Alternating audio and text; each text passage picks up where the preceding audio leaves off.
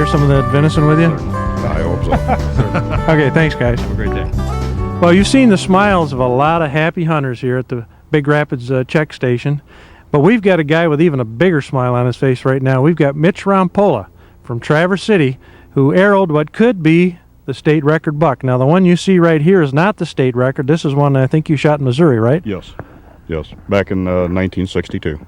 Now, this is also a beautiful buck, and this is one of the first ones I think you entered into the record book? Yes, I was 14 when I shot this deer. Oh, God, what a beautiful deer. Yeah. Now, Mitch, however, has taken a much bigger buck. You can see the picture of it right now on film up here in Traverse City on November 13. Now, Mitch knows a little bit about record book bucks. Not only has he taken this one in Missouri, I think you've got 21 altogether, but he was also a scorer for Pope and Young and Boone and Crockett, and he knows what a big buck looks like. And you have a pretty good feeling about this one, don't you? Oh, sure I do. Even when I seen him out in the wild, I figured he could be the one to break 200, and now that we've green scored him, it's very possible he's going to do a lot better than that. Yeah. Now, how can you sleep at night? I mean, I was so excited coming up here to see the picture and the film. I was really excited in the car. I don't know how you can sleep at night knowing you've got this big buck sitting there waiting to dry out and waiting to get scored. Well, actually, if you look at my eyes right now, it's been not getting a lot of sleep. My phone's been just ringing off the hook. Wednesday, I had over 120 calls. Yesterday, around 90 some we logged, and it's been very busy. Isn't it amazing how fast the word travels? Actually, I shot the deer last Friday, and by Tuesday, I think almost every major magazine in the nation had called me by then. Now, as you can see by the picture we showed you a while ago, it is a huge buck, and we've also got some film of you recovering, an actual recovery of the buck taken that day. Yeah, they used part of that in that tape. The recovery tape I do have is from the tree stand to the deer. I never shut the camera off. It's the entire recovery, and it's very exciting to watch. Look at him. Oh, God. I knew he was big. Look how wide he is. Oh, good sized deer, too. Holy criminy. Yeah, that's about the angle. Oh, man. Oh, shit. Oh, is he beautiful. Man, oh, man. Oh, them antlers are just, God, look at to cover them. Man, that's gotta be, the spread's over 3 feet, I'll bet you. I got a tape measure back at the truck.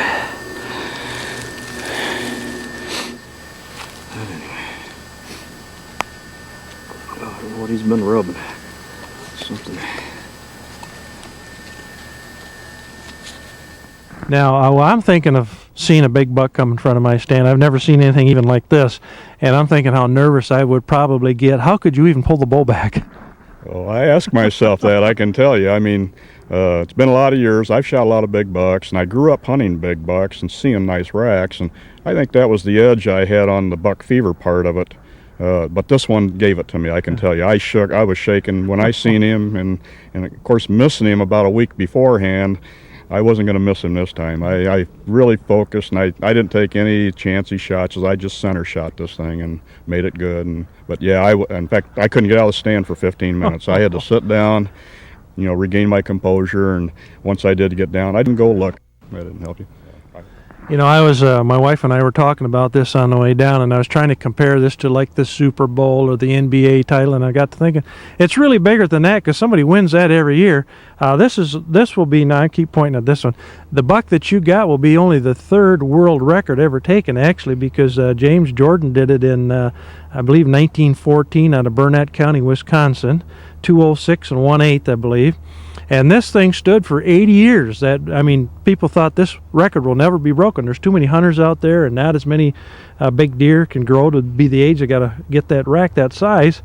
And then along comes Milo Hansen in 1995 and gets this big guy in Saskatchewan, and he not only breaks the record, he shatters it. There's a lot of people got close to Jordan. Like 204, 205, couldn't quite get it.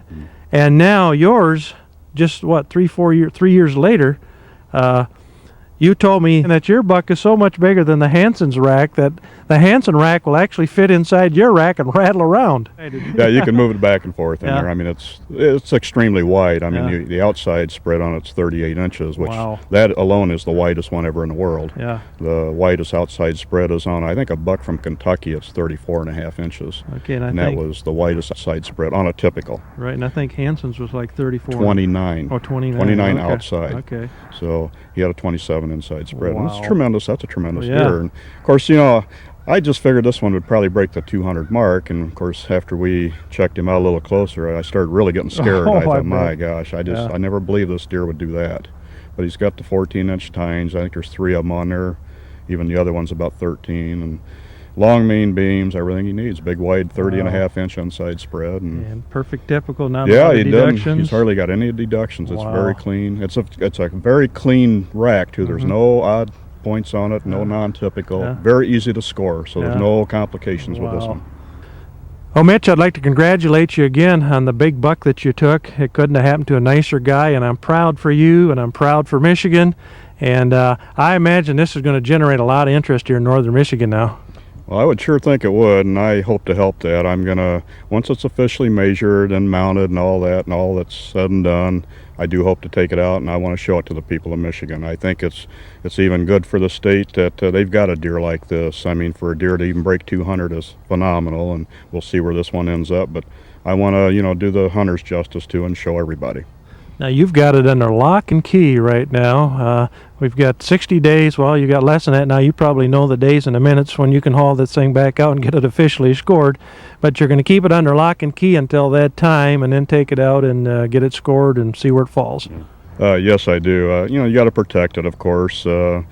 Somebody's putting quite a value on it. I've had some antler collectors call and offer me some pretty good money for it. And right now, we just want to keep it safe, and nobody's handling it until it gets officially measured. We don't want it getting broken, of course. To say the least, the Rompola rack has stirred a lot of interest here in northern Michigan. Hey, if you like big racks, you're going to want to stop by next